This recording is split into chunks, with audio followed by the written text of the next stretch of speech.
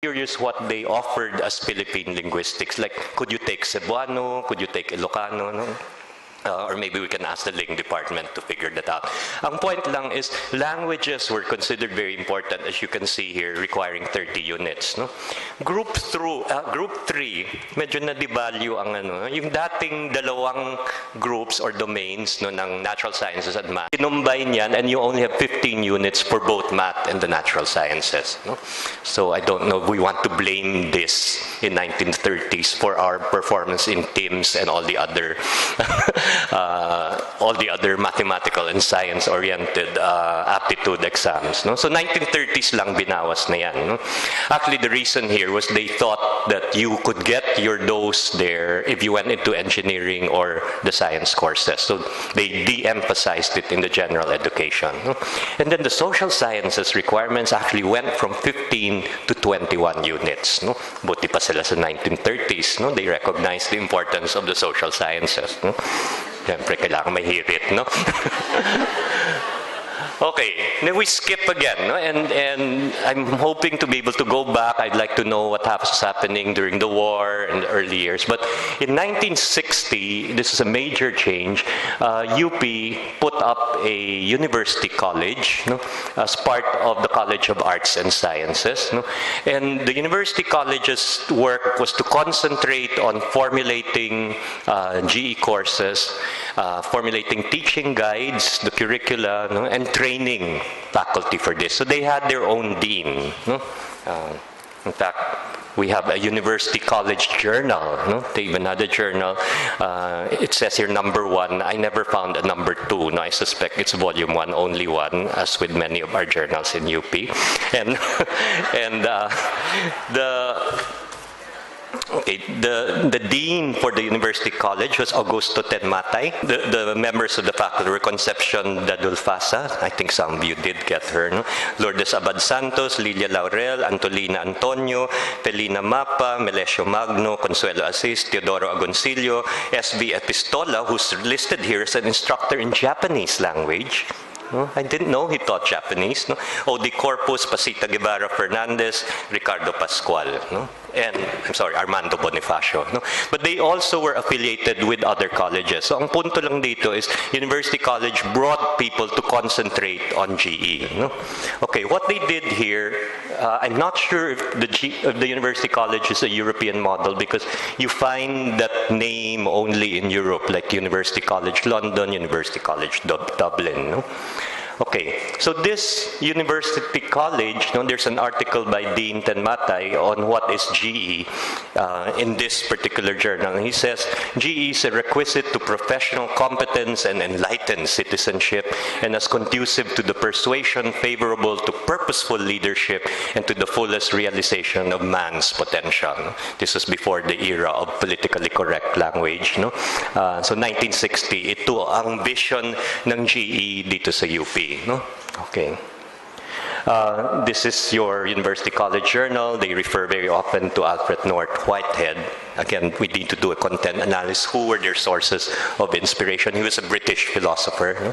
And these were the required GE courses, okay, from the 1960s onwards, na naabutan ko at naubutan natin ng mga iba dito. So there's a time na 24, tapos ginawang 12, tapos tinanggal. No? Okay. Pero dito nakasulat 6. No? Then Math 1, that was the only math requirement, 3 units. NatSci 1, which was biology. NatSci 2, which was physics and chemistry. No? And then Philippine history and institutions that turned a lot of people subversives. No? The PI1. No? And then this is, again, very important information. There were 2 SOCSCI courses. SOCSCI 1 was actually Eastern thought. No? And Odi Corpus describes the Eastern thought courses in... No, I'm sorry, it was Epistola who described Eastern thought. No? He talks about Confucius and others. And then SOCSCI 2, which was Western thought. No? Again, some of you will remember in UP, we were already abbreviating the courses. No? And so Western thought was Wet thought. No? And was SOCSCI 1 E thought? Hindi naman, no? Eastern thought. No? And then you had electives, a maximum of 18 for a total of 63 units. And it was taken in the first 2 years. So the first 2 years were all GE subjects. No? The first 2 years here. Ako transferee, no? I came from that other school in the corner, no? And when I came in, I was already in third year in vet med, but I had to take some of these, so I was moving around between Palma and it was AS at that time, no? So these were the courses, and I believe this stayed on for many years, no? Until our RGEP, and I couldn't find the exact year. Does anyone know? 2001, 2002? No? I was in a rush here, so I couldn't put it in.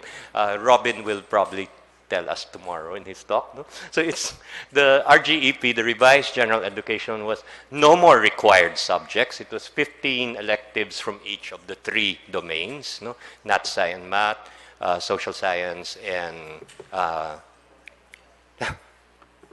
look at me now, arts and humanities, sorry. Okay, so the 3 domains, no? And then we know that in 2011, we went into the hybrid GE where we brought back certain required subjects, no, depending on the CU. No? So you can see na sa limuot ang UP, our GE has changed through the years. No?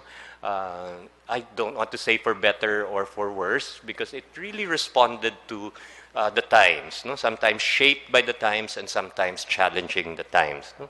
And this is taking us to some of the salient points which I hope we can pick up now that we have that history, which I would like to refine, no, if I had the time. No? But from that, you can see that GE's roots, while they are in the home and in the communities, are also found when formal educational systems came around. They were also in primary and secondary levels of education. No? And some of you may have heard, especially from your lolos and lolas, that education was better before, that if you finished grade 3, you could teach grade 1. No? And I used to say that's your perspective. Each generation complains about the next generation. But when I looked at the 1912 catalog of UP and the entrance requirements, they did not have UPCAT at the time, but their entrance requirements were certifications that you had finished certain courses. No? And they included requirements like bringing in a botany scrapbook with at least, I don't know how many species of plants. Okay? And I don't think our high school students can do that today. No? They would not recognize any plant anyway in the first place. No? For math, they had to present their workbooks, no? How they had solved certain equations and all. No? So, ang dala nila is certification plus their workbooks, no?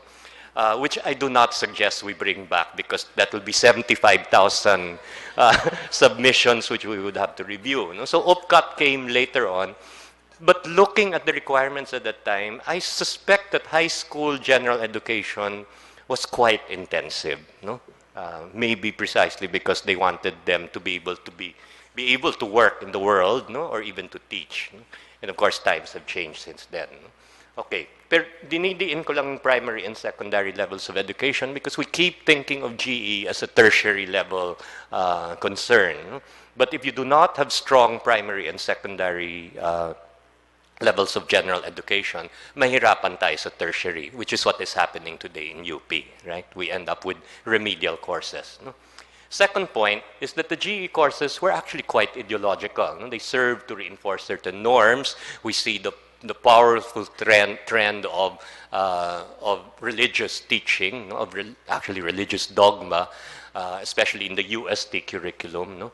And serving a particular social order. No? And again, this is a reality. No? Even the current UP curriculum, if you look hard, is ideological. No? We have to look at that too. Sometimes, for example, it's said that the RGEP reflected a free market orientation, right? It left it to students because the idea there is let people decide for themselves, no? Which is a good thing, but which also led to some problems. But that is very, very neoliberal in thinking, free choices in here. No? And then we know too that changes in GE were spurred by many social and historical changes. No? For example, in the Philippines, religion, colonialism, and even later on neo-colonialism. No? Meaning after 1946, we continued to be heavily influenced by American educators. No? We know that the past resonates. No? I'm trying to get now, what did GE accomplish, the formal tertiary level of GE? A report from a Methodist Episcopal Commission that came to the Philippines to look at the prospects for Protestantism in the Philippines, they noted all over the islands one may find scores of men who are more familiar with Latin than the ordinary university-trained man in the US. No? In dress, in architecture, and some degree in art and science, the Filipino people are touched with the spirit of the modern world in which we live. No? So when the Americans came, they were very ambivalent. They felt Spain was backward, and yet they were meeting very educated